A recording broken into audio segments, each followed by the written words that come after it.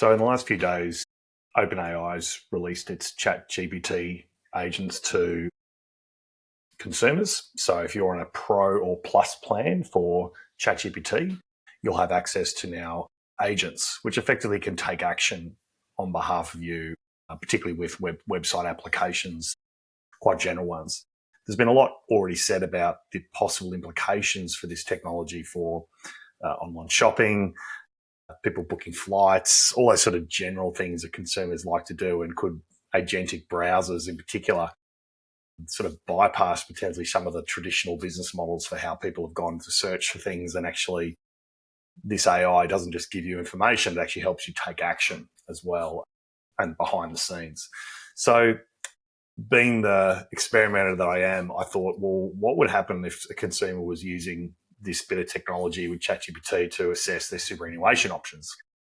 And particularly just wanted to run a scenario that if I was looking to review my superannuation, would it actually help me then implement those changes that I was looking to make potentially? So let's just see how far I got. This is very experimental technology. I am fully aware there's probably only 0.0001% of Australians out there right now probably even using this or even aware of it. But what we will see most likely in time is that these agents, this ability for browsers to basically take action, will become pretty ubiquitous. And I think it will happen sooner than we think.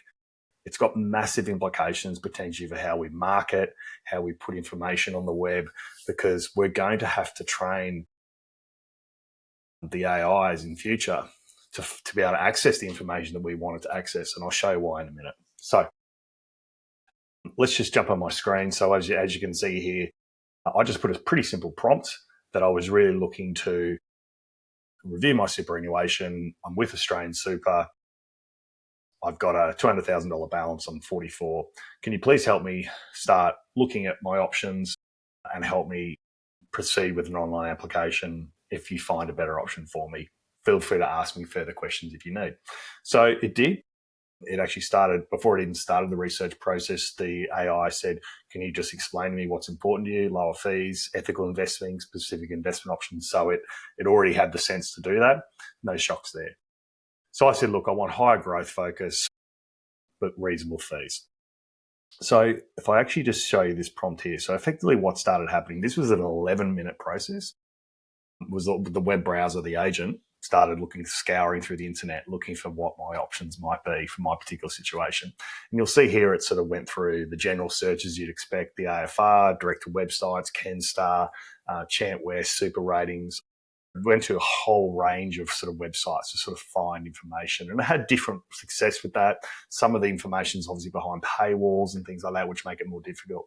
But what we did find actually when you run these scenarios is that it will lean more into more publicly free available information. And this particular case, finder.com.au, was actually the information that it sort of relied on the most heavily, which I'm sure is not something that we would traditionally associate, at least in our industry, with a website that people will be using for superannuation decisions. But anyway, be that as it may, that's what played out. So this happened for about 11 minutes. Some of the time, I guess, was taken in terms of reading information. It literally consumed everything. It read all the top major super funds. It read their PDSs. It went through their performance. It sort of got as much information as it could. Here it is on the Australian Super website, for example, researching information. So it's literally just navigating these websites, trying to find as much as it could. It even found some information behind the scenes. So it read their annual reports and sort of understood if funds were going through mergers and various things like that, which is just, sort of pretty mind-blowing that it does it. Anyway, 11 minutes later, I got this table, which effectively had 10-year returns, fees, various other different aspects as well. And it sort of categorised what would probably be the better options for me, assuming some key observations that make it made along the way. And so the observations were, from a fee return perspective, it said that Australian Retirement Trust's high growth option was probably the strongest option relative to that. It gave me a few other options here as well. Mentioned that I might want to consider my insurance solutions. Highlighted that exit fees aren't really a big issue, and obviously reminded me of risk profile. But here's where it got kind of interesting. It sort of said, look, if you decide to switch from Australian Super to another fund, you'll need to open a new super account and consolidate the existing balance. Based on the above, The Australian Retirement High Grade Trust offers a compelling combination of high returns and reasonable fees. Then it said, would you like me to open an ART online application, start filling it out? Let me know when you're ready. I said, sure. So it asked me some basic information, my first and last name. I just put a bit of a dummy name in there, Hulk Hogan. And it asked me if I'd read the online form. So there's a little bit of responsibility there, but I wouldn't say a lot. And then there was more information requested. In fact, the only thing it didn't really ask for was my TFN. So it sort of knew that probably shouldn't ask me that. So it actually just selected on the application to not worry about that.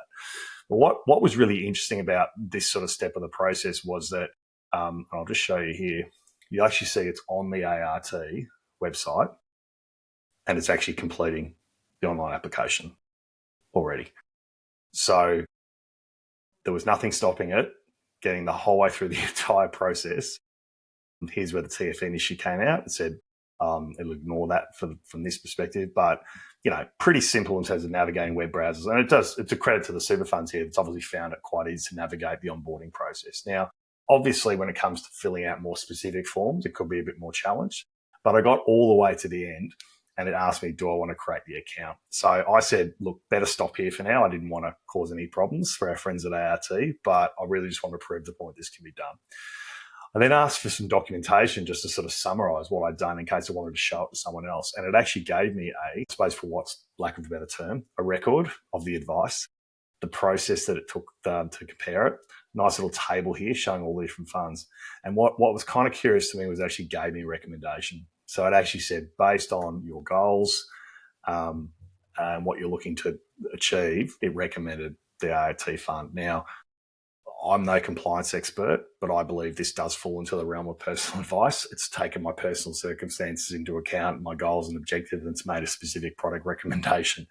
It's even helped me try to then implement the advice.